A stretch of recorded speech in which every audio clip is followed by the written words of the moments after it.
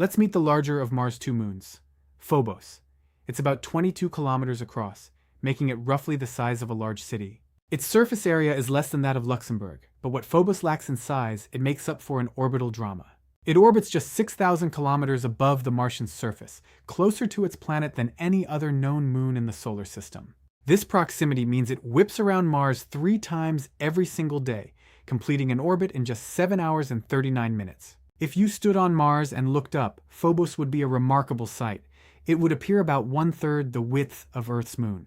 But it would move much faster, so fast that you could watch it cross the sky in real time. Because Phobos orbits faster than Mars rotates, it rises in the west and sets in the east, sometimes appearing twice in a single day. From some locations near the equator, Phobos is sometimes not visible at all, hidden by the planet's curvature. The most prominent feature on Phobos is Stickney Crater, named after Asaph Hall's wife Angelina's maiden name. At 10 kilometers wide, it's nearly half the width of Phobos itself. The impact must have come close to shattering the tiny moon. Long grooves and chains of craters radiate from Stickney across Phobos' surface, likely caused by the immense force of the impact. Phobos has a death sentence written into its orbit. It's spiraling inward toward Mars at a rate of about 1.8 centimeters per year. Every 100 years, it gets 1.8 meters closer. In about 30 to 50 million years, Phobos will cross the Roche limit. That's the distance at which Mars's tidal forces will tear it apart. It will either crash into the surface or break up into a ring. Either way, Phobos is doomed, but that's still so far in the future that we can only imagine the spectacle.